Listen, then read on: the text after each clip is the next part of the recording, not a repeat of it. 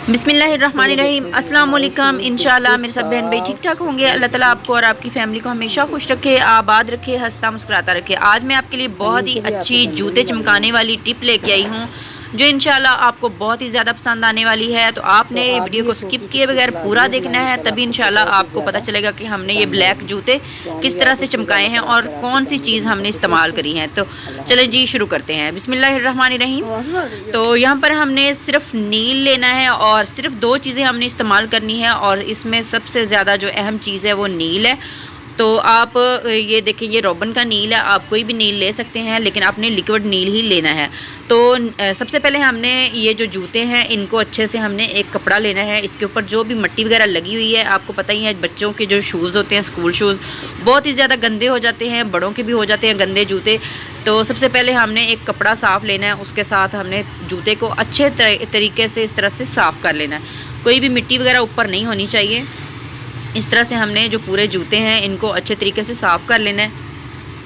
तो इसके साथ ही कोई भी मेरा बहन भाई चैनल पर पहली बार आए, लाजमी चैनल को सब्सक्राइब कर लें, वीडियो को लाइक करना बिल्कुल ना भूलें। अल्लाह ताला आपको और आपकी फ़ैमिली को हमेशा खुश रखे, अल्लाह ताला आप सब की तमाम परेशानियां दूर फरमाए।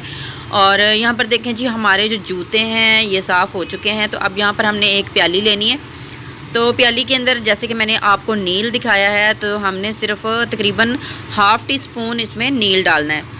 तो जूतों के हिसाब से अगर आपके पास एक जूते के लिए अगर आप बना रहे हैं तो फिर आपने इतना ही बनाना है जितना मैं आपको बता रही हूँ। तो हाफ़ टी स्पून हमने इसमें सरसों का ऑयल डालना है और हाफ़ टी स्पून ही हम इसमें नील डालेंगे।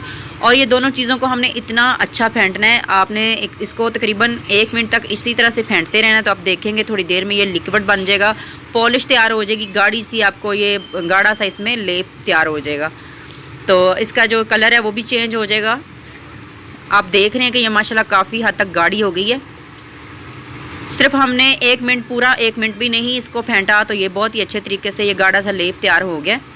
तो इसी तरह का हमें चाहिए था और ये एक जूते के लिए बहुत ही ज़्यादा है। तो अब हमने जो जूते साफ़ करके रखे थे वो लेंगे और यहाँ पर हमने लेनी है कॉटन। कॉटन भी ले सकते हैं आप, टिश्यू पेपर भी ले सकते हैं। तो हमने जो कॉटन ली है इसको 2 हिस्सों में हमने कर लेना है। आगे चल के बताऊंगी कि हमने 2 हिस्सों में इसको क्यों करना है। तो अब हमने इस तरह से डिप करना है इसको, कॉटन को इसके अंदर, लिक्विड के अंदर, और इस तरह से हमने जूते के ऊपर अच्छे तरीके से सारी साइडों पे अच्छे तरीके से हमने इसके ऊपर इस तरह से अप्लाई कर देना है।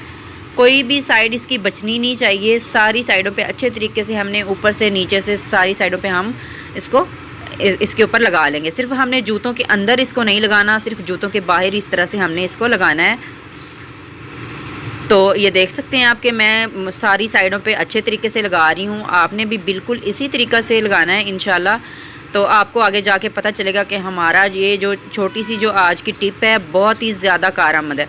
तो ये मैंने जो इसके लेसेस हैं ये निकाले नहीं थे, तो अब मैं सोच रही हूँ कि इनको निकाल दूँ ताकि ये अच्छे तरीके से अंदर से भी साफ़ हो जाए। तो ये लेसेस निकाल लेते हैं और लेसेस निकालने के बाद यहाँ से भी अच्छे तरीके से हमने इसको इस तरह से साफ़ कर लेना है।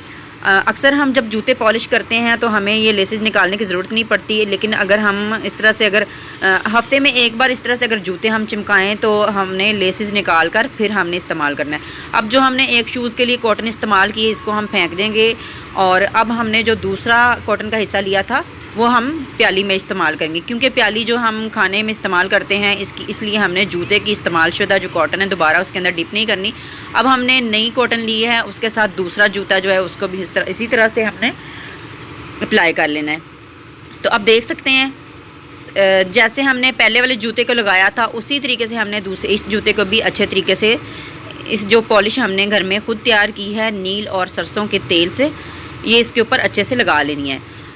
5 से 6 मिनट लगेंगे और आपके जो जूते हैं माशाल्लाह बहुत ही अच्छे तरीके से चमक जाएंगे। और आपको पता है अगर पॉलिश आपके पास ना हो, पॉलिश लाने की अगर आपके पास टाइम भी नहीं है, तो आप इस तरह से ये वाली टिप इस्तेमाल करें, इंशाल्लाह बहुत ही ज़्यादा आपको पसंद आएगी। तो यहाँ पर हमने जूतों को 1 से 2 मिनट तक इसी तरह रहने देना है और उसके बाद मैं आगे चल के आपको बताती हूँ कि हमने क्या करना है।